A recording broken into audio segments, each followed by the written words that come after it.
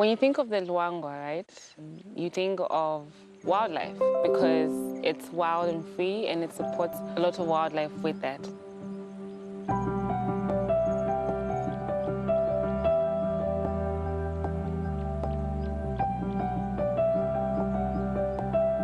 When you go on the ground throughout the Luangwa and you meet people and you see how real the Luangwa is to them, how much it means to them, you begin to appreciate the value of it.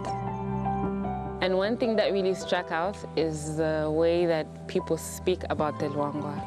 It's almost as if they're speaking about a human being. They have so much respect for it because of the way it behaves.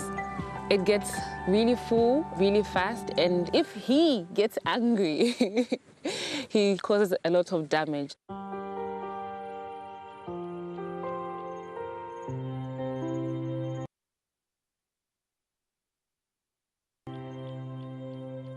If a dam was to be constructed on the Luangwa, it would definitely change the way the river system behaves. The river system, from it being dry and wet, creates an environment for nature and for people.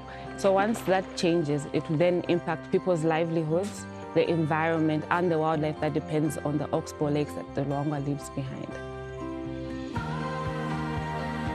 So WWF's vision for the Luangwa River is to keep it healthy and maintain it as a free-flowing river. WWF, together with our partners, we are getting science attached to it and making a case for why and how the dam would impact so many people's lives.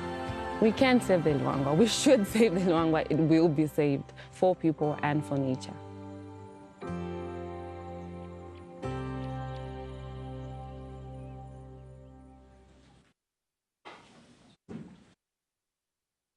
Good afternoon, everyone. Hi, my name's John Griffin, and I was not aware that that was going to be the video that was going to play just before I stood up. And I spent a good deal of my time in Africa, in Luangwa. So I was very touched by this, touched and saddened. And I guess that's a little bit of a normal situation that many of us experience. So I wanted to just spend a few moments before we start off the afternoon session, just welcome you all back here.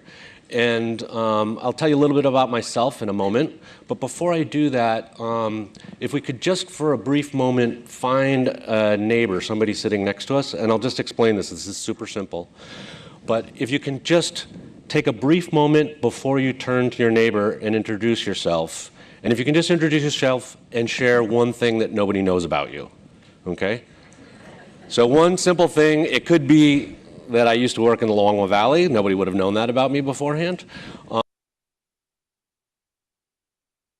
Or it can be something else. Originally, when I was in high school, I, like many young kids probably, wanted to be a National Geographic photographer. So I only applied to art schools, and I threw in one kind of, the guidance counselor encouraged me to throw in one liberal arts school. I ended up doing that and didn't go that path, but that's another thing you can share is some path that you didn't take. But just take a brief moment to connect with somebody. And the important here is actually this is a chance for you to connect with another human being next to you. So pause briefly, take a breath, have some contact, just briefly share who you are and something about yourself with a neighbor. If you're a little bit further away from somebody, just turn around. Just do it quickly and then I'll tell you when we're up.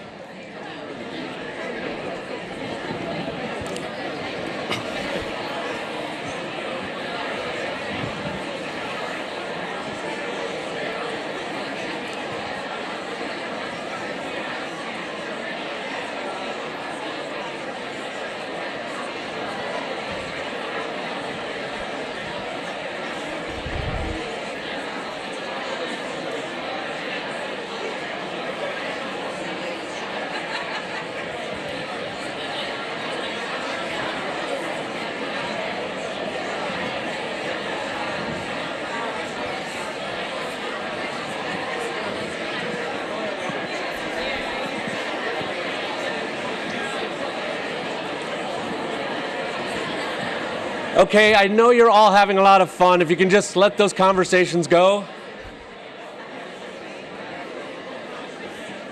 If you can just let those conversations go, I know it's tough.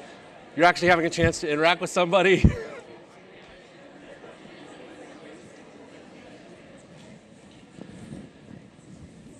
Now, if you just take a moment for yourself and just reflect on what's your sense of the room right now as opposed to 40 seconds ago. You don't need to answer, just notice for yourself. So my guess is something shifted, okay? And it shifted by each of you as individuals doing something in a pair, a dyad, in the system. And then the whole feeling in the room shifted to some level. So there's an intention behind anything that we're doing around systems change work. And that was one of the things that with that brief little example, I wanted to do, as well as I wanted to give you all a chance to actually just connect with somebody next door, because it's nice to do that. There's a couple other intentions that I had behind having that brief exercise. And one of them is a mentor of mine, Sonia Neves. I call her Yoda for obvious reasons, because she was like in her 80s when I got to know her, and she was kind of short in stature like Yoda, but very powerful. So I refer to Yoda all the time, to Sonia. She had a wonderful theory that I find is really critical to the work that we do, and it's called intimate and strategic balance. You've heard the speakers in this morning talk about some of the really tough challenges ahead and some of the audacious actions that people are taking. And the tendency and the desire is to move for the strategic, getting something done, planning something, moving on something really quickly. And it's at the risk of not having the relational, intimate balance first. So you need to have some connection. And we heard towards the end of the morning session today, you're speaking about how having meals with people is sometimes a helpful way of just kind of humanizing people and becoming in contact with them.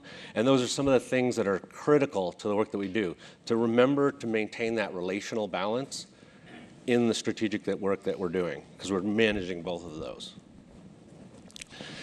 So I just wanted to make a couple other comments just on some of the morning session. There was a lot to cover, so I'm not going to cover everything, but I just wanted to highlight a few things that stood out to me.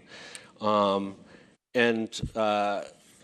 of those is I loved when Dan was speaking, a number of things that he talked about, but I love the idea of everyone gets a pony, okay? And this notion of quid pro quo.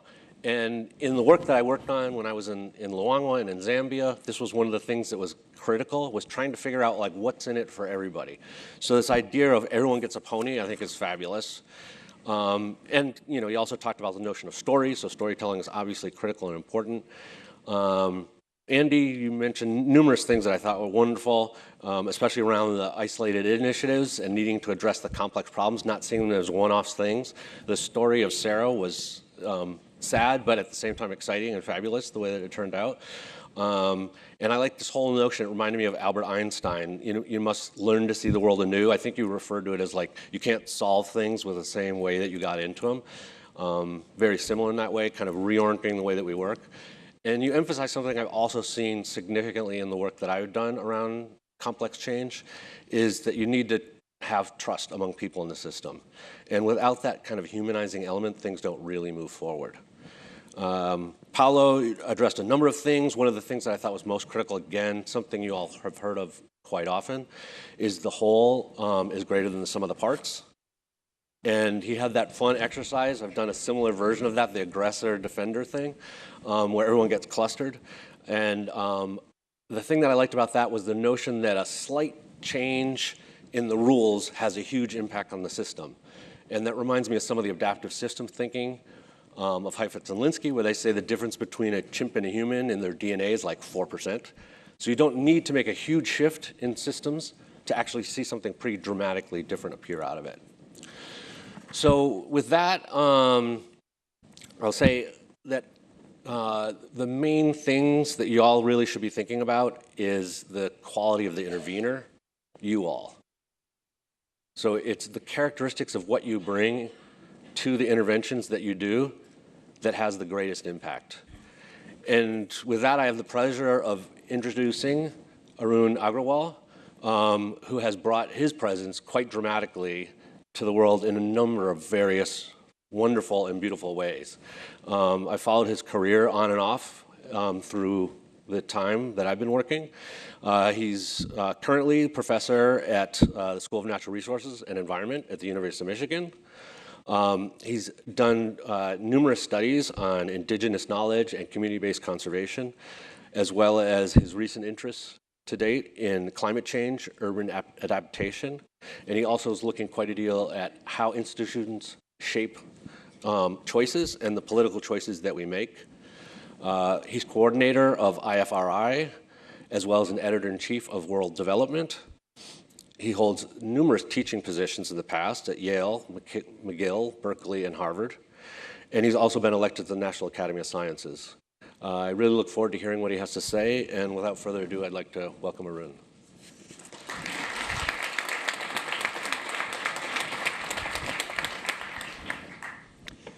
Thank you, John. And my thanks to WWF and the WWF Fuller Symposium for inviting me to give a talk here today.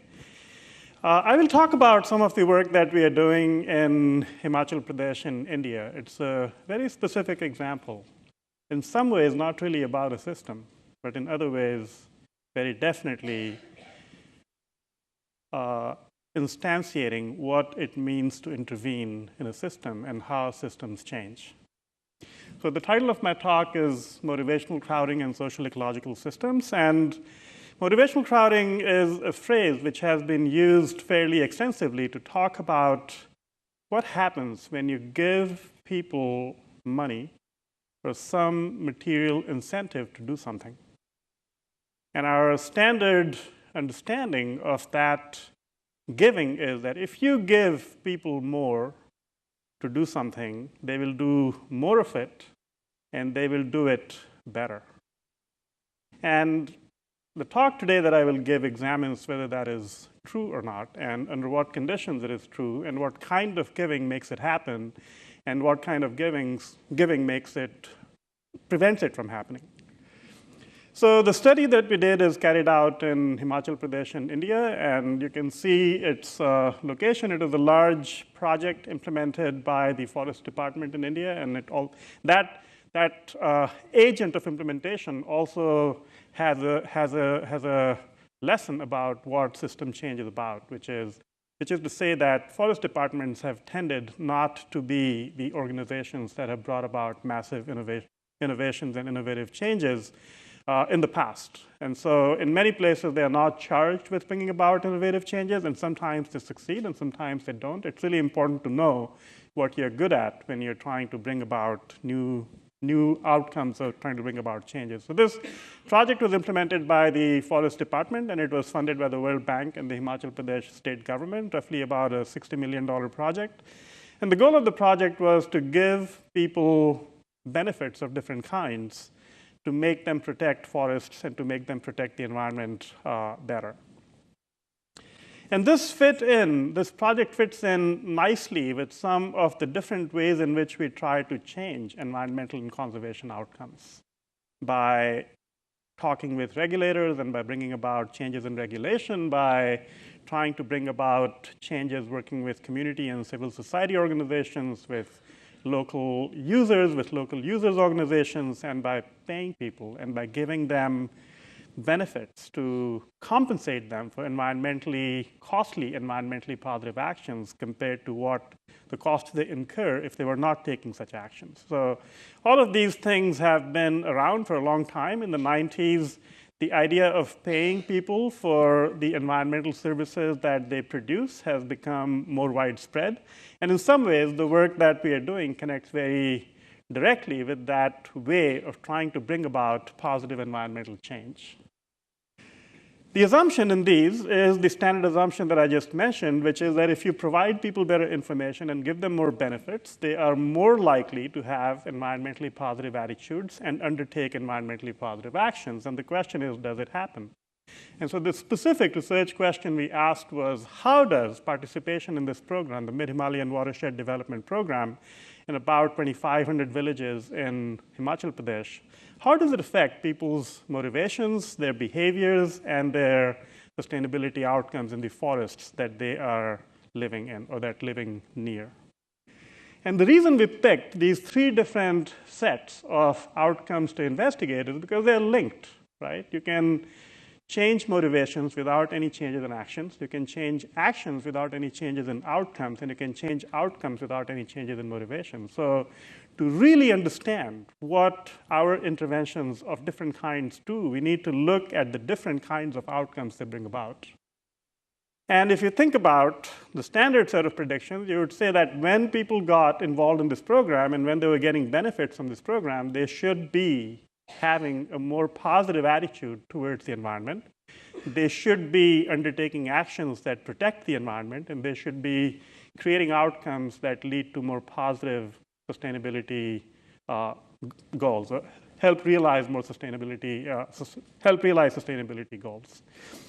There's another set of studies, another set of theories which predicts somewhat different, somewhat more complex, so to speak, results, which is that the response you have to getting more is not so straightforward, because your motivations for doing anything, whether it is for the work you do in your workplace, whether it is for the volunteering you do, whether it is for the blood you donate, your motivations are mixed, they're not straightforward. And they can be divided into two different kinds. One, intrinsic, you do something just because you want to do it. You care about it, independently of whether you're getting paid for it or not. And our world would cease to exist. Our world, as we know it, would cease to exist if all of us stopped doing things that intrinsically motivated us. So I find that very compelling, that many things that we do are a result of our intrinsic motivation, and yet there are other things we do, many, many, many other things we do, which are the result of extrinsic motivations, which is supported by what we are paid. So a lot of us get paid to work from 9 to 5, and others of us get paid to work from 9 to 5, and some of us work a lot more, and some of us work a lot less. And what we do, our actions are a result of a combination of these two different kinds of motivations. And the changes in what we do as a result of getting paid, as a result of getting benefits, are contingent on how those benefits affect both the intrinsic and the extrinsic motivations. And so, before I start giving you the results, I will say a couple of other things, which is that the way this project was implemented, it provided people in these villages three different kinds of benefits. Private benefits, which is essentially consumption benefits, some small amounts of money, resources, fertilizers, goats, chickens, fencing wire. It provided them public benefits, repairing local footpaths, the local community meeting halls, communal drinking fountains or drinking places for their cattle, and it provided them information benefits. So we look at what are the effects of these different kinds of benefits and of this project as a whole on the beneficiaries, so to speak, motivations, actions, and outcomes. And so what we find, so these are the three kinds of benefits these folks receive. And what we find as the result, overall result of the project's implementation on those who were targeted as its beneficiaries is, so this presents information on how their motivations changed. And what we find is that the project implementation, when you look at those who were part of the project versus those who were not, and the change in the motivations between 2006 and 2011, the second time we collected data, is roughly about somewhere between 10 to 17%, depending on the different models that we used to analyze our data. So in every single case, there's a decline in the environmental motivations of people to protect forests. And it is very clearly supported by all the different analyses we did about how their motivations changed. So the project at the level of motivations led to the opposite result of what project implementers had wanted. It undermined people's motivations for supporting positive forest outcomes. We looked at what the effects of these three different kinds of benefits the project provided were on people's motivations as well. And when you look at that, the three different kinds of benefits, that is meetings to provide information benefits, livelihood or private benefits, or communal or small amounts of social goods, there's a very clear pattern in what these different kinds of benefits did to people's motivations. So the first of these graphs looks at people who are involved in the project and compares changes in their motivations to those who were not in the project. The second looks at people who are in the project and compares their changes in motivations with people in the same villages but who are not in the project. And the third looks at everybody who was not a part of the targeted beneficiary group compared to the beneficiary group. And in every single case, you see very similar results in terms of the direction of effects. Meetings or the information benefits had the strongest negative effect on people's motivations when it comes to supporting environmental outcomes. Private benefits had the median effect, and collective benefits had a positive effect. We also looked at what the balance of these was across all the different groups, and this is where we see the negative effect is the median, is the aggregate effect of combining all these three different kinds of benefits that people received. So this is when it comes to people's motivations. This is what happened to their motivations. What happened to their behavior? We looked at two key outcomes in which all people who depend on forests in this region are interested, which is their use of firewood and their use of these forests for grazing purposes. And we looked at different indicators of how their behavior has changed in terms of the amount of benefits they're extracting from these forests, the kinds of benefits they're extracting from these forests. These are 8 different indicators that we looked. And this graph essentially says that for the 8 different indicators that we looked at, in every single one of them, there was a decline in their behaviors for protecting forests. So the positive signs are for people who changed their fuel use from forest. And the positive sign essentially says that between 2006 and 11, for example, that is number 5, 5th row in this graph, people's use of fuel from the forest increased. The negative sign, which is on the top, which is talking about how their use of how their substitution of fuel were changed. And it essentially said their substitution behavior declined. So essentially for all of these different 8 indicators, their use of forests increased if they were part of the targeted beneficiary group. So both for motivations and for behavior, we see a decline as a result of the intervention, which provided them different kinds of benefits, which provided beneficiaries different kinds of benefits in terms of what they were doing or what they were feeling. What about forest conditions? I will report the results for 2 of the panchayats. The panchayats are groups of villages which share a forest. I'll report results for 2 of the panchayats that we looked at. We overall looked at 5 different panchayats, about 30 villages.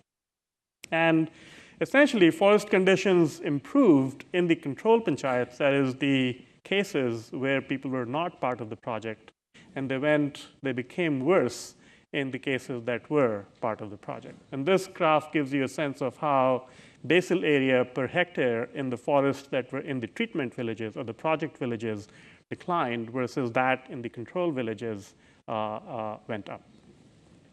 And these are just the 2 different sets of plots. So what happens as a result of this, and what lessons can we draw from it for our ideas about system change? And I think there are 3 key points to make. And I've listed I've summarized a few of these changes that happened. There are 3 key points to take away from the study. 1, when we intervene in a system, thinking that a particular result is desirable, that is not what we may get. And what we may get depends really on on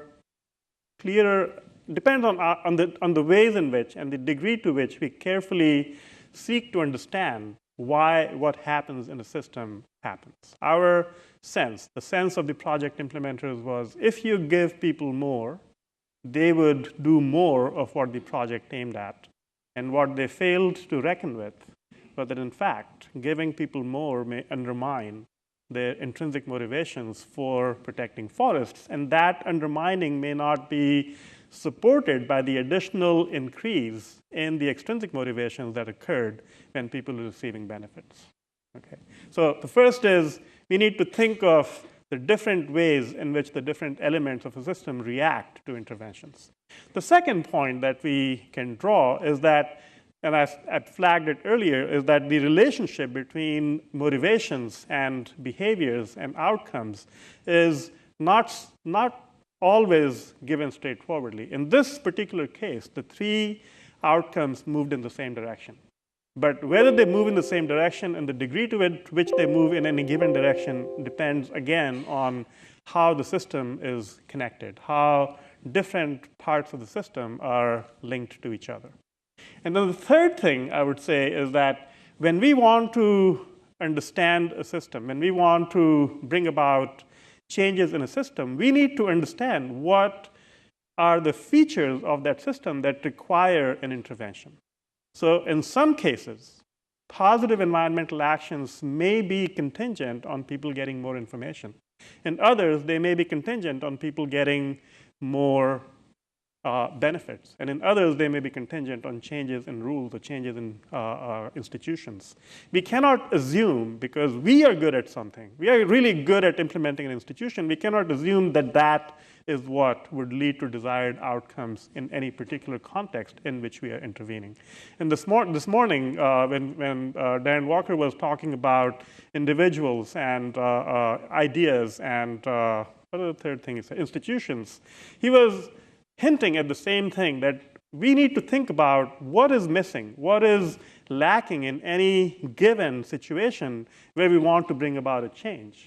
If what is lacking are ideas and we invest in institutions, it's not going to bring about change. And in this particular case, the Forest Department and the World Bank went in with the idea of providing people more benefits when maybe what was lacking was just more information or more engagement. Maybe what was lacking was changes in institutions. So understanding the context and modulating and targeting your interventions in relation to what is missing in the context is critical to bring about more positive, more sustainability-friendly outcomes. Thank you very much.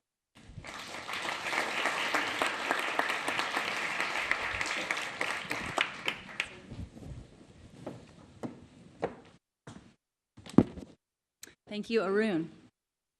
Our final speaker of the session is Peter Hovmand, the founding director of the Brown School's Social System Design Lab at Washington University in St. Louis. At the lab, Peter uses system dynamics to understand and evaluate community-level interventions. His methods aim to build systems thinking capacity in communities to understand and address inequities ranging from education to social well-being. His research and practice focus on developing participatory methods to engage stakeholders, system dynamics modeling, and computer simulation to inform the design of community-based interventions. Peter's work has been applied to multiple areas, including early child and maternal health, childhood obesity, energetics, cancer, mental health, domestic violence, household economic security, and social justice. Please welcome Peter to the stage.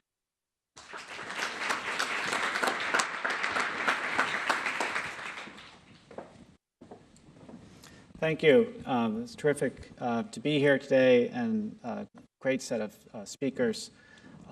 Really delighted. I'd like to begin with this, what I'll talk about today in terms of thinking about engaging and building systems thinking communities of practice. Really, my target, so to speak, is to think about this particular image, which is at the end of 2 weeks of work in Andhra Pradesh, where we're looking at, this is in collaboration with Foundation for Ecological Security, based in India, and my colleague Gaudiano, who's now the dean at the Brown School of Social Work at Boston College. And we're looking at how communities are managing water resources, particularly looking at bore wells and so forth. And what I like about this picture is that at the end of the 2 weeks, it's the community members who are explaining the concepts, introducing the conventions, and talking about the implications for what's going to move forward in their community. And so this is what I want to land on. How do we end up getting there? To get to that, I'd like to begin with this illustration to talk a little bit about structural violence. We've talked a lot about some of the social dimensions and why that's important to thinking about ecological conservation and restoration. I like this particular diagram by Galton, who is trying to actually formally define, he's a sociologist and mathematician, and trying to formally define what was peace. He was a peace researcher. And he wanted to draw a distinction between the individual events we might see in terms of political violence or individual violence and the underlying propensity for that violence to happen. And thinking more broadly about it, not just in terms of specific events, but also thinking about the impact. And the reason that distinction is important is because while individuals might experience a flood or a specific event or a shortage of food, a meal, it's the pervasive insecurity, for example, in terms of having access to water, in terms of having access to food, that affects whole populations of people. And when we look at the cumulative impact over time across populations, that actually may have a much larger health impact and make some different cases. So when I think about this, I think about sort of in terms of dynamic as a dynamic problem, the difference between we have a status quo situation where the situation is getting worse, and in this case, we may want to not only stabilize, but maybe actually improve it. And it's the difference between that trajectory, that undesired trajectory that we're familiar with, and some goal or aspiration. So that's what I mean by dynamic problem. And the kinds of questions I like to be thinking about are things like, what can we prevent? So structural violence is really thinking about not just what's the incremental improvement, but what is actually the possibility, thinking sort of broadly and trying to close that gap. Thinking through how do we get there. We had a number of presentations this morning that sort of talked about different approaches, but how do we get there? And lastly, Arun just gave a great example of how do we know what's working and in particular for whom when we think about issues around equity. So this is the lens that I come at it as a social worker, as a researcher, practitioner of system dynamics. The systems thinking metaphor of iceberg diagram is useful for illustrating this. We see the events at the top, at the surface. And what's below the surface are these underlying risks, these propensities, these patterns of behavior. And below that, what produces those patterns are the structure of the system. And we have a variety of ways that we could represent that structure through rules, through social networks, through feedback structures. We've seen a number of causal loop diagrams today. I'll share some more. And then beneath that are the values, the ideas about, for example, what do we mean by family? Who's included in that? Gender roles, social needs, the aspirations of communities. What do they want? And the causality here in terms of where this goes is that the values, the norms, the aspirations we have generates the structure, generates the patterns behavior, and that's what we see in terms of the events. But there's a reverse relationship where those events, as we experience them, begin to shape what our expectations are, what our norms or values, and so forth. So these are actually iterated. These are embedded within a feedback loop that's actually spanning multiple levels of a system. Now, there are a number of different ways we could think about understanding complexity of these systems. So some of my colleagues at the Brown School do a lot of social network analysis. Linda gave a nice example of this. This is about being connection. And we had another exercise earlier about showing sort of social networks. So you could look at this pattern and say, we need to understand this through social networks. You could also have approaches that look at more agent-based modeling, the rules, and how do these rules form and change institutions. And then we have a group of colleagues who look at things from a feedback perspective. The thing I want to sort of stress here is it's not an either or. All social systems have social networks. All social systems have rules. They form institutions. They all involve feedback loops. They exist in a complementary fashion. They're also located in space and they're multi-level. And so the question when we think about methods and how to approach this isn't so much about which method is right, but we actually need to use multiple methods to understand the picture more holistically. So I think about that in terms of the principle of complementarity in system science.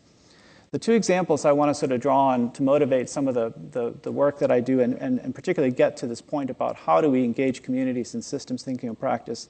The first one is the work with Foundation for Ecological Security with Gaudiano and colleagues at FES. And this really started about 10 years ago. A big interest in thinking about applications of systems thinking to institutional interventions along the lines of Elinor Ostrom's work. And in particular, thinking about how to do this and protect environments. When we initially started that work, it was sort of an open question. FES has a strong tradition of using participatory rural appraisal methods, very strong GIS lab, and an interest in thinking about systems and understanding systems ecologically. But the question was, could we take this to another level using system dynamics, and how would we go about doing that? And it took some work.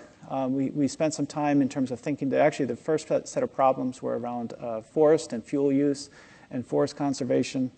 And in that work, I think one of the first lessons we learned, not only was it possible, but one of the staff members from FES Bala, he pointed out, I think they've been telling us this story for the last 20 years, and this is the first time we've had a way of hearing it. The second example that actually informs, the second example I'd like to cite is our work on changing systems. So this is a program that we've developed at the lab, started in 2015 in response to Ferguson. We were approached by about 19 area high schools interested in looking at the problem of structural racism in the St. Louis region. That led into a series of workshops, an annual workshop where we looked at gun violence in communities, youth homelessness, and most recently, changing systems. And the piece that stands out, this is a 4-day workshop, but it's actually the important piece. It's actually designed and led by young people who spend a month preparing for this, getting training in systems thinking, facilitation, and so forth. And then they're involved in multiple years, and as they graduate, they become, after they graduate, they can still be involved as fellows. And one of the points that really stood out this year, in particular in June when we did this, was one young person who said something to the effect of how important it was to actually believe and hear adults who were willing to listen from a systems perspective. So if you think about systems thinking being a set of tools where we can both hear how people are doing and what's going on in their communities, but also the value of being heard as equally important. And so I'll talk now a little bit about specifically the use of system dynamics for that. So I like George Richardson's definition of system dynamics in particular as the use of informal maps and formal models with computer simulation to understand really the endogenous sources of system behavior, that is from a feedback perspective. I'm not going to talk much about simulation models, but the two examples here, these two diagrams, the one on the left is a causal loop diagram, very similar to what Linda and others have, Dan and others have shown. And the one on the right is a stock and flow diagram. These are drawn by participants in workshops with no formal training in system dynamics. The one on the left, the question was, what does it take to raise a child in St. Louis? And you had parents going through sort of 3 different series of workshops is the second one. And you can see that they're starting to think through and describe from a feedback perspective what some of the implications are and gendered roles around father support. The one on the right is the stock and flow diagram showing different, this is some work we're doing with Inter-American Development through the Salud Mesoamerica Project, involved Gates, Inter-American Development Bank, Carlos Slim Foundation. And there we're trying to sort of look at reductions in maternal and neonatal mortality, and healthcare leaders, policymakers are describing the different stages that a woman might make decisions around pregnancy decisions along with the policies. The two diagramming conventions are important. We use both, but let me say a little bit about the stock and flow diagrams. So they represent accumulations, and accumulations are an important element to keep track of, and let me show you why. So let me say, this is my stock of frustration. I have a health condition, and I'm trying to get access to health care through my provider. So this is frustration's increasing. I give that feedback. My provider changes their behavior. And what's happening to my stock of frustration? It's still increasing, right? So from the provider's point of view, they've responded, they listened, they changed their behavior, they changed their activity, but my frustration continues to accumulate. And that basic distinction between the fact that the inflow could be decreasing or the net flow of a stock could be decreasing and the stock continues to accumulate is pretty counterintuitive. We had a great set of points about sort of the linear cause effect or proportionality.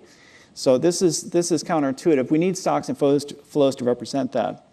Now, the other thing that's important about this example, I'm fed up with my healthcare provider. I'm going to go talk to someone else. And the next person I talk to, they say one little thing. And my behavior is not proportional to that one little thing they said, right? It's proportional to everything that's accumulated over time. And that's actually the formal mathematical definition of a dynamic system. That is, it's not just what flows into the system, but it's what's accumulated over time that creates the behavior of the system. We could think of an example if I was flipping the lights in this room, on and off, on and off. As soon as I stop that behavior, the dynamics of the lights sort of stop. So that's a static system. In a dynamic system, we have momentum that continues. So I'm going to reduce my stock of frustration. So there are certain kinds of conversations we really can't have without that stock and flow distinction. So let me just show you that the visual conventions here really work for us when we think about system dynamics. This is actually a drawing from my son. He was about 5 when he came up. He's a big fan of National Geographic. And he said, "Do you want to see my system dynamics model?" I had no idea what to expect. And so he's just learning his letters and his alphabets, and he's describing to me the interdependencies of wildebeest, cats, and dogs.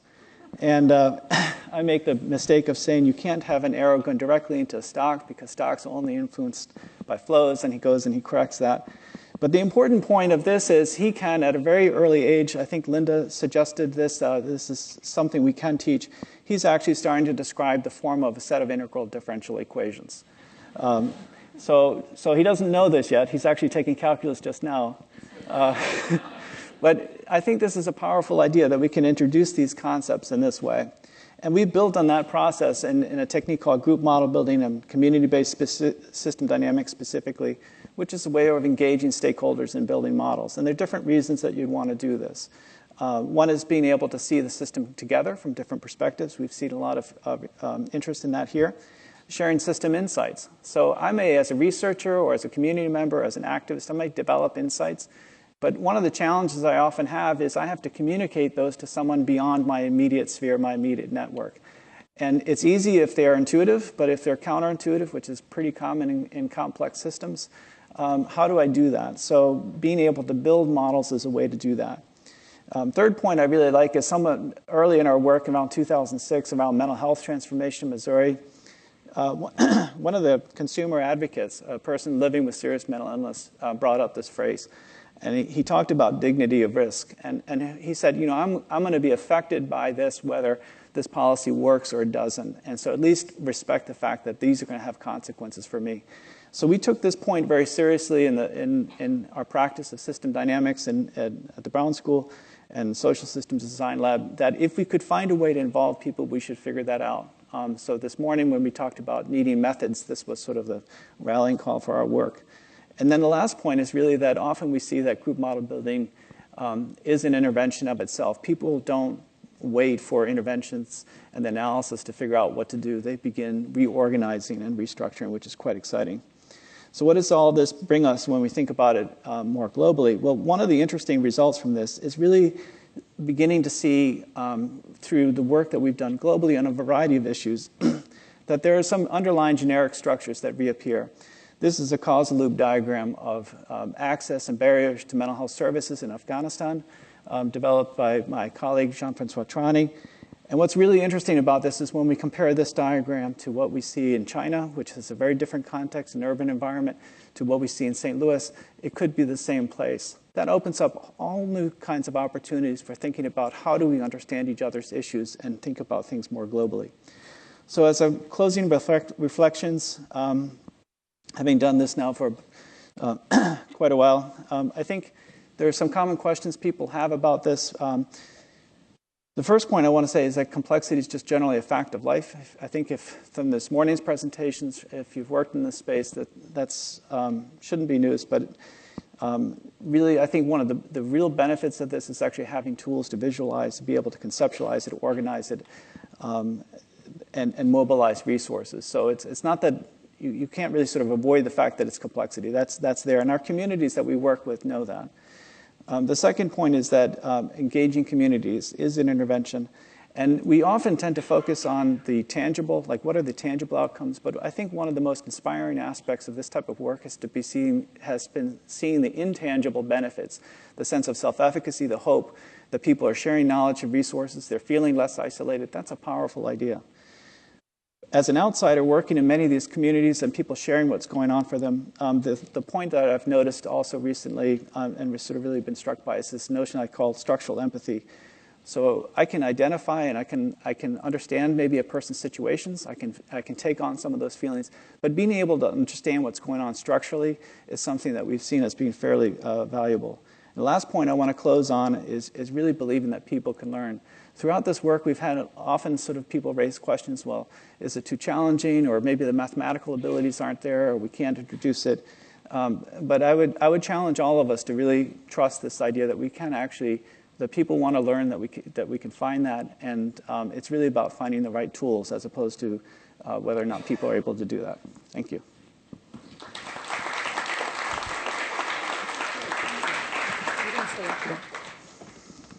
That was great, Peter. Thank you. And Peter is going to stay up on the stage, and I'm going to invite him to have a seat. And at this time, welcome up the rest of our Session 2 speakers, please. And while they're coming up, this gives me the pleasure to introduce Melanie Ryan, who will moderate a discussion with the speakers from this session. Melanie is a program management, design, engagement, and facilitation expert at the Luke Hoffmann Institute. Over the last 12 years, she has worked extensively in the conservation, capacity development, and sustainability fields, focused on delivering successful cross-sector engagement and facilitating knowledge exchange and program development for meaningful social and environmental outcomes. In her current role at the Luke Hoffmann Institute, she oversees the design and standardization of the Institute's portfolio of projects, undertakes project leadership and partnership development, as well as leads capacity development activities. Having worked across a range of sectors and continents, Melanie is skilled at designing projects and partnerships that effectively tackle complex problems. This broad experience underpins her ability to design initiatives that tackle cross-scale challenges. Thank you for being here, Melanie, and take it away. Thank you. It's always weird having your bio read back to you, summarizing your life in 120 words. So thank you to everyone for being here today. We've had a lot of really interesting conversations, and I think we're getting to a point where we need to start pulling some of these threads together from the conversations we've had. So I just want to do a quick show of hands. Who here in the audience has learned something today? Excellent. Very good. Good job, WWF. And the speakers. Who of you is still feeling or has started to feel a little confused today? Yeah, don't be shy, be brave. So this part of the panel conversation is now going to be about cutting through a little bit of that confusion and thinking about some of the more pragmatic choices that we need to be making when we're working with systems, tools, methods, approaches, and ideas. One of the things that I've learned in my journey working with systems, tools, and approaches is to constantly remain open, and this idea that we should always remain teachable. And so even if you're feeling confused, you can always ask for help and ask for guidance and advice. And so that's what we're going to do this afternoon. So our speakers here have shared with us a range of ideas, scenarios, things such as agent-based modeling, social network analysis, causal loop diagrams, all these fancy systems-based words. But what I'm going to do is throw it over to our panel and challenge them. If you were going to give your younger selves, so 10 years ago, when we were younger, still just as beautiful, maybe less knowledgeable, what would be the 3 recommendations you would give your younger self and the audience here on how to choose these tools, where to begin with the methods, and how to start building a systems-based practice for tackling complex problems? So does anyone want to go first? Arun. Oh, no, Andi. Yes, be brave. Andi, you go. One of the things that we waited too long to do in our system was build in the evaluation component, so making that feedback loop piece of it, and that was very difficult to work in after the fact. And so I would say definitely make sure that you're mindful of that when you're starting out on your project. Okay, excellent. Thank you. Anyone want to build on that? Arun? So you said 3 things. Can I say 3 things? You can definitely. It may end up being 4 or 2, I don't know. So I think the first thing is to identify what your system is. I think in the social context that we work, what influences the thing that we care about is not easily defined.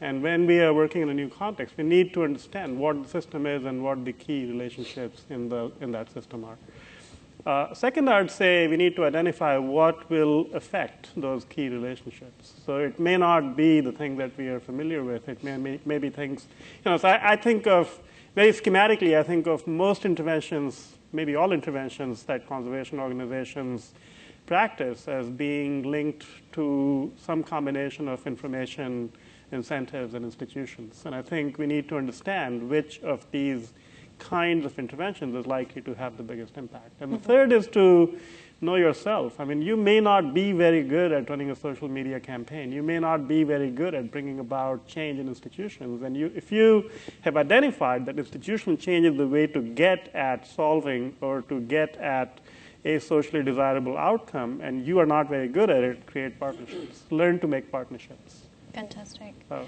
Excellent, thank you. And Peter, you showed us some interesting differences between, I guess, the social processes and then the quantitative tools.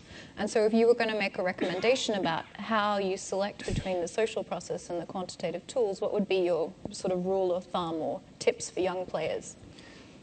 Well, I wouldn't see those as mutually exclusive. So, and I think that the piece I would stress, which when we started this, the one thing I didn't do that I think I wish I would have done 10 years ago was start being place-based right from the beginning, because that provides context, framing, it gives one a sense of guidance of what's practically valuable.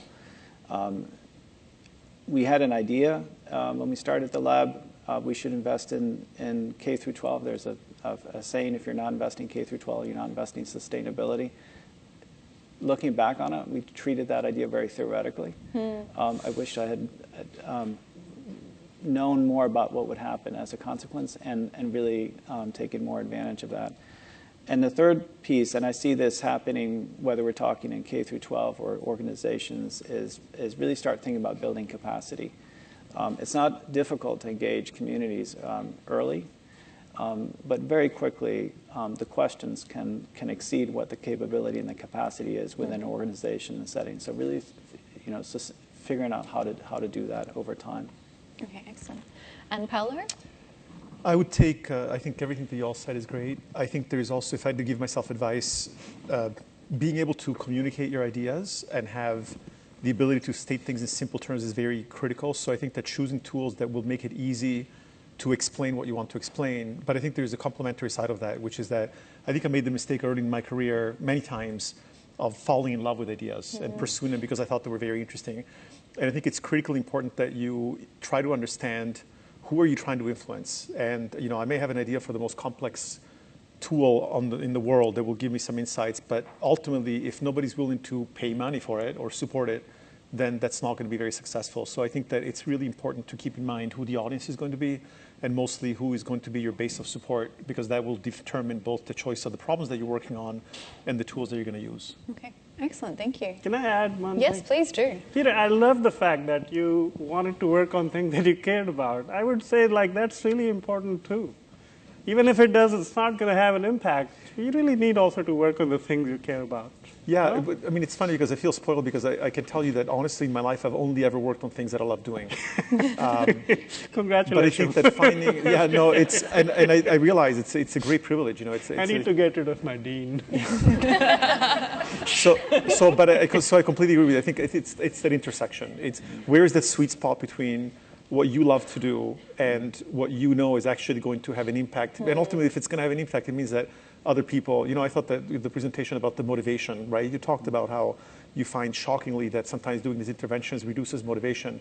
And getting that kind of understanding and maybe trying to proactively ask yourself whether, is this really going to impact what I'm hoping will impact and will the people care about it, I think is a valuable tool. It's a valuable skill to have.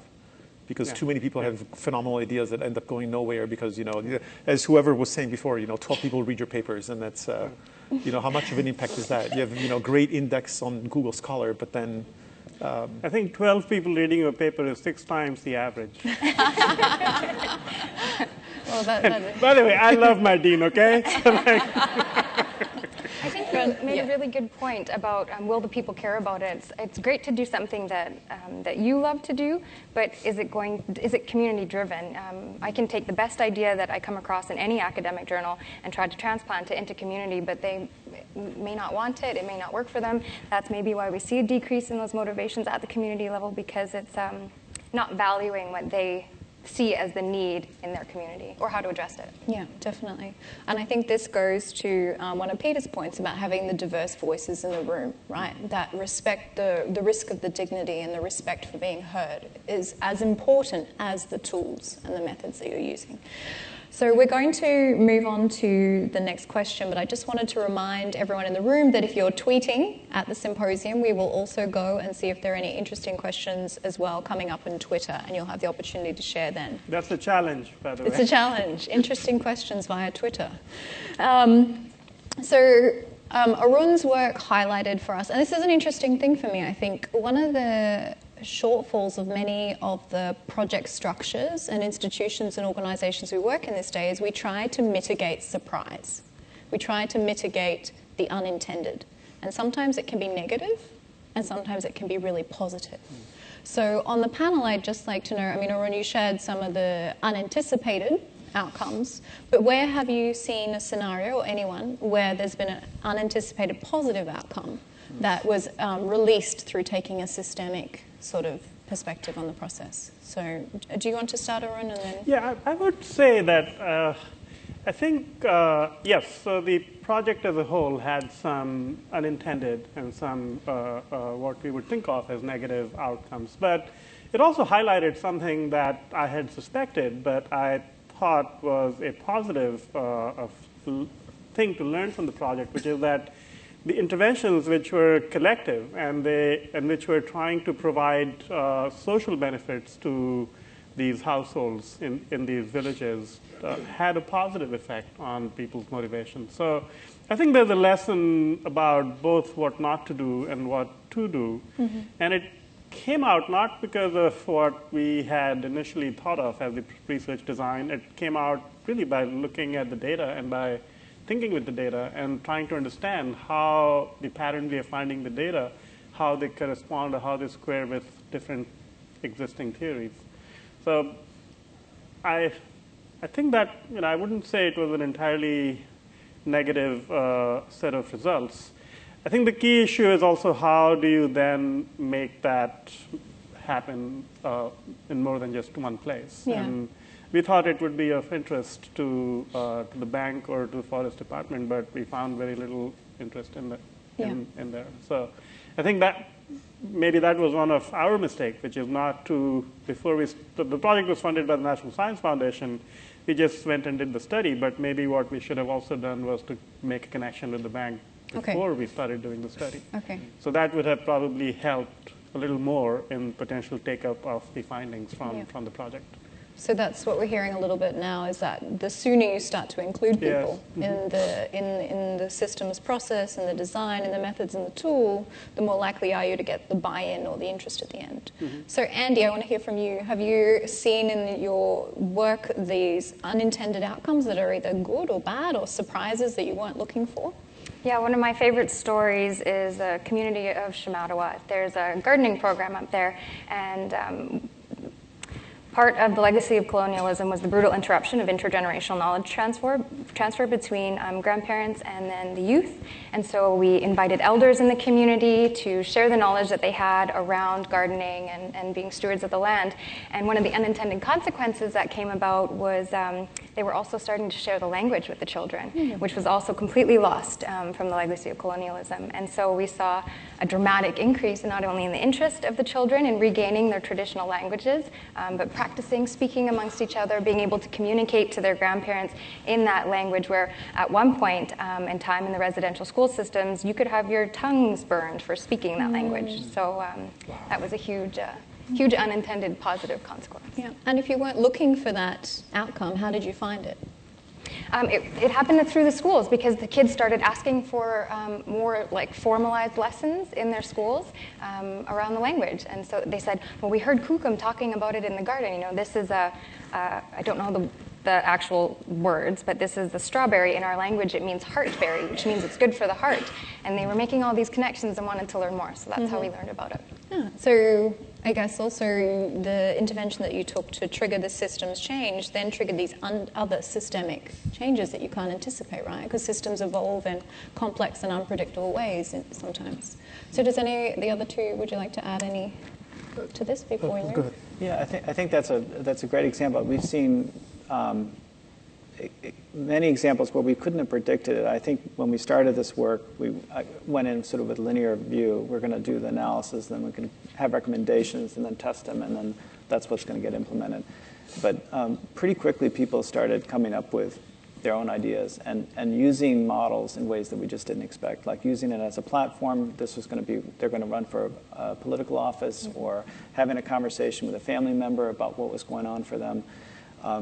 Those are things we couldn't have predicted. I think to build on Andy's point, I think what's neat about it is maybe not those specific examples, but once that starts happening, then that person has a sense of how to direct the activity in a way that's meaningful. And it's what happens after that that becomes really, really exciting.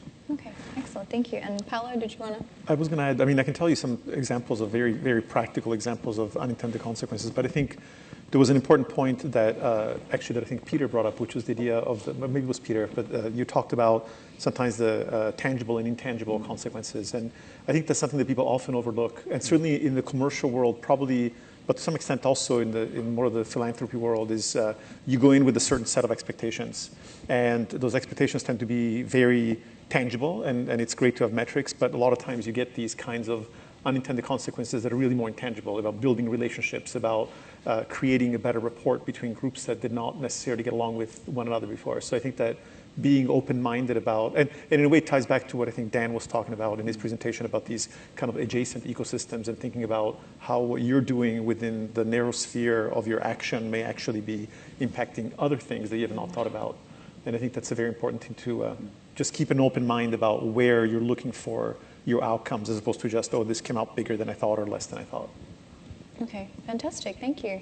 I just want to go to the floor or to Twitter. Do we have any questions for the panel? So we'll try with Twitter first, and then we have a person here in the front. So we'll go to Twitter. How do we best communicate and use the often unexpected information that comes out of systems model? Taking, for example, the model Paolo shared on unconscious bias training. Does anyone want to? It's Peter. Peter?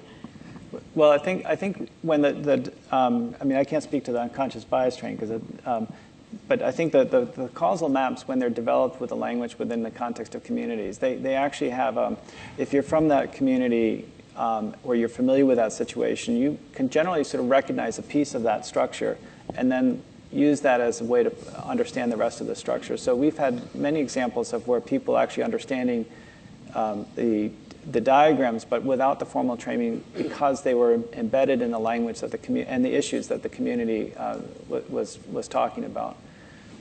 Okay, excellent. Anyone want to? Well, I wanted to add, since the question brought up the simulation of the bias in particular, one of the things that I've really loved, learned to love about agent-based simulation in the last 20 years that I've been doing it, is that while you can take a systems dynamic model and convert it to differential equations, the ability to see something that looks like the real world, where I can, like, if you look at the simulation that we did, there are no integral differential equations. Even though I know them, I have a degree in math, I can understand them, but there's nothing like that in there. We could open up and have a discussion about, oh, this is the way people get promoted, this is the way that this is where bias is operating. Having that kind, and to a large degree, both the stock and flow models and the other kinds of systems diagrams are very helpful, because A, you're actually relying on the knowledge of the community to build them in the first place, so they can see their own knowledge in there. And B, when you present the results, it just looks super compelling. If you think about the two examples that I gave, if there was one shortcoming with that model of the fisheries that we did for the Rockefeller Foundation, was that it was a dashboard, and you saw sliders and numbers, and for all you know, there could be a gerbil running behind that, spinning a wheel. Whereas the other simulation, you see people getting promoted, and it's like, wow, I get it. So I think that the way in which you communicate is extremely important, and one of the beauties of these kinds of simulations is that you're preserving the integrity of the individuals that are being represented, and that's a very powerful way to communicate. Mm-hmm. Great, thank you. So shall we go to the floor now? There's a person here in the front. Yes. So can you just state your name and the question? Diana Artemis, volunteer. That's on. Oh, it's on. Volunteer co-chair for 10 years of the Sierra Club Sustainable Consumption Committee. This is a question from me, not from anyone I've been associated with, but to make the effects of these systems analysis programs sustainable, they have to be institutionalized with laws, codes, public sentiment in support of them, yes? I asked this question, what about corporate dominance in this country and across the world in terms of controlling state, local, federal government officials, more and more funding of university chairs and research centers by corporations. We have here in Arlington, George Mason University, for example. And also often controlling the media, what is featured and what is not featured, controlling public opinion about certain things. How do we counter the effect of corporations, which I'm speaking especially of the extraction industries that tear up our mountains, tear up our public lands, destroy wildlife. Okay, so can we I'll just summarize just so that we can get the panel to respond for you. So I think fundamentally part of that question is how do we counteract power and politics? Or how do we account for power and politics when we're thinking in systems? Because there is sometimes a bit of a narrative and dialogue within conservation that we don't want to be naive to those things. The world is not just about rational actors and species and humans. But so in your experiences, what have you seen that has worked to think about power and politics and take it into account in intervention design? So briefly. No? Yes, please do. And I hate to take a lot of this is the last thing that I answer because I don't want to take the lion's share. I've been very fortunate that in the specific context of the diversity and inclusion work, we have hit on a vein that I think goes directly to what you were asking about.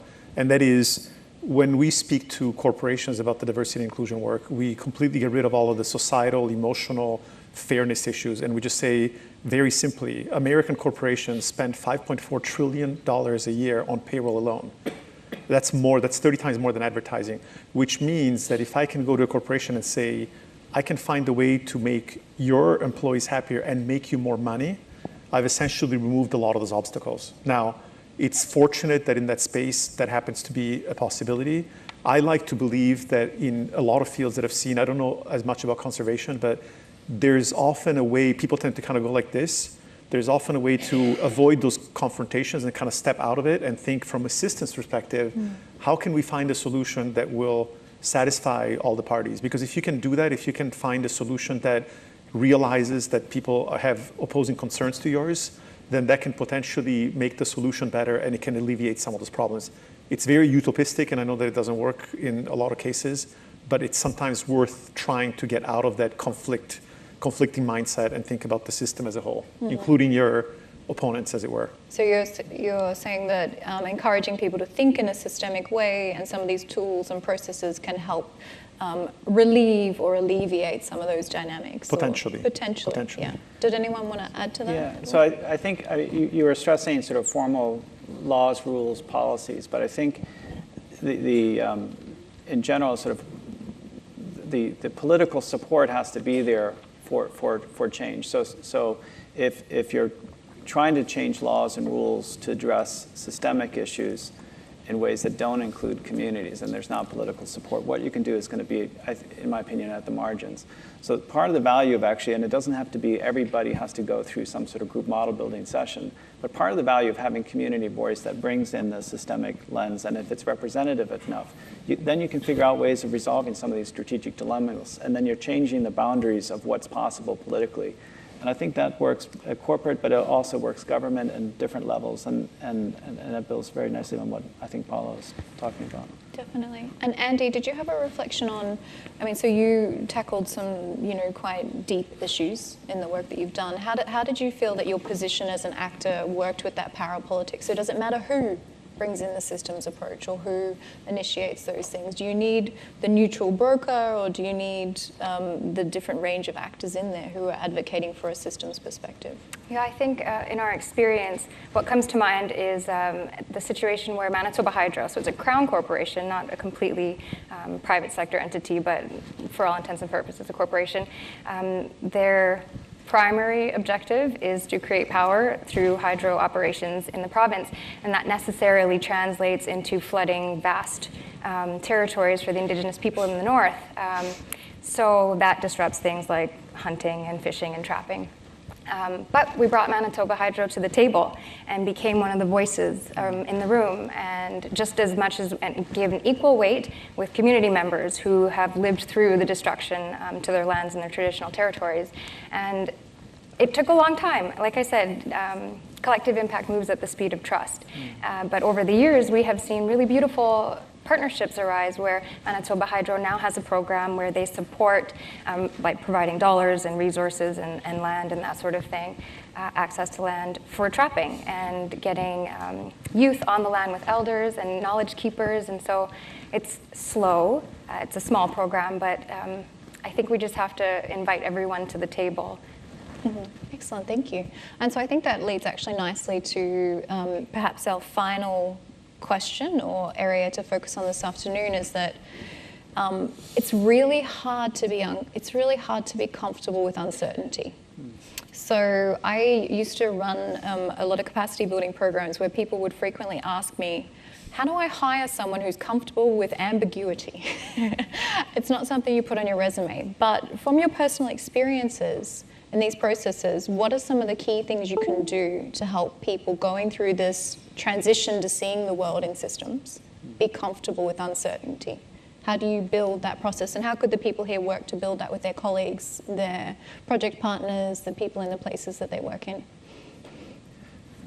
So I think one thing we notice a lot in workshops is if you have built up a mental model where you've organize the world in a certain way, and then you're challenging that from a systems perspective. It's not just that specific issue, it's a whole set of assumptions that have been organized that have to be reorganized.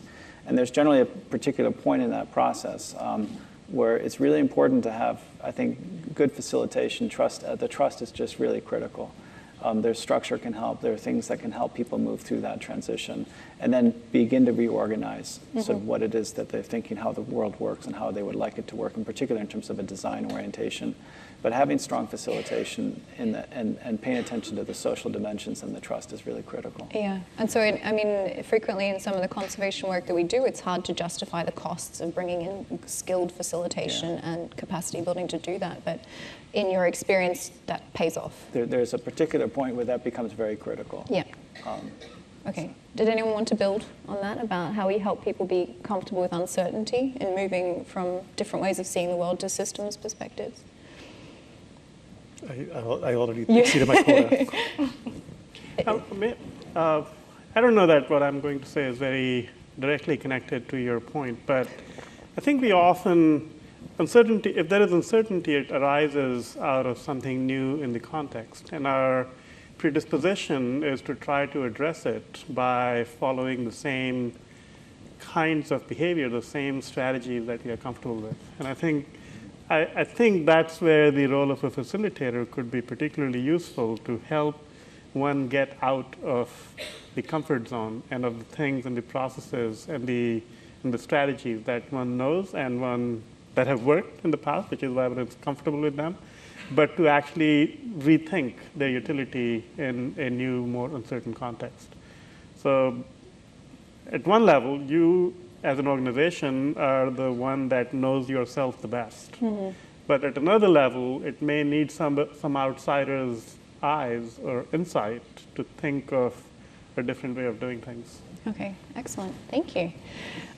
So we're just about going to wrap up for this afternoon. Did anyone want to make any final closing remarks before we come to summary? Any more questions from the Or audience? any more questions, if they're brief? Very, very quick. Make this the most succinct thing you've ever said. The gentleman right there on the okay. Yes, very quickly. I'm thinking in the context of... Can you use the microphone so that other people on the... Oh, my voice is very loud. No, but it's the people online. It's the live streaming. Okay, thank you. I'm thinking in the context of conservation and the global south, where most of the world's biodiversity is, and this giant in the house called systematic thinking. Can one of those speakers tell me can you scale down that to suit the equation of conservation? Because it seems disconnected at the moment. So how is systemic thinking related to conservation? Does anyone want to tackle that? I'll take just a quick stab at it. And you're perfectly right. I think that there was a lot of talk that didn't necessarily go into the details. I think that all of the approaches that I've heard about today address the issue of how do you link the individual to the system in which they're embedded, because any initiative that you do ultimately only impacts the individuals, and the phenomena that you see at the system level are the result of the changes in behavior of the people. So I think that the system level thinking is important, and for conservation in particular, as long as you keep crisply in your mind how what you do impacts the individuals and how then those individual behaviors feed into the overall system, that could be very powerful. I realize it's a bit of a vague answer, but I suspect that we would have to get into the discussions, and maybe we can do it after the meeting here, about how specific conservation initiatives could be addressed that way. Yeah. Anyone? I think what Peter said about the links, this iceberg of events and processes and structure and values, I mean, I think it's a very encompassing way of thinking about the relationships between what you're trying to accomplish around conservation and where to target that intervention. Because you could target it at the level of the events and leaving processes and structures untouched. And you might get some quick results, but the gains might be very fleeting. I found that very compelling, the slide you had. So the only other thing I'd add to that is some of the most effective ways we've had of introducing systems thinking have really come from spending time in areas that we're trying to conserve, looking at water, looking at forests, doing this collectively, and then drawing on those metaphors, those natural metaphors, as ways of introducing systems thinking. So it's not just systems thinking impacting conservation. Probably at least from my point, one of the big values of conservation is that it actually goes the other way. Mm-hmm. Mm-hmm. Thank you. So we can take inspiration from nature. Absolutely. Thinking in systems. Okay, excellent. Andi, just before we close, did you want to have the final word? Thank you. So thank you very much for your thoughts. Thank you for your thoughtful questions, and I hope you've enjoyed today so far. We're going to break now for 30 minutes for coffee. I think we're running roughly on time, which is great. This is your last chance to contribute to the questions to the posters in the cafeteria. So WWF staff will be going through them and looking for questions to help for the closing discussion this afternoon. So this is your moment to add those in. And thank you very much. And we will return after coffee. So thank you. Please thank our panel.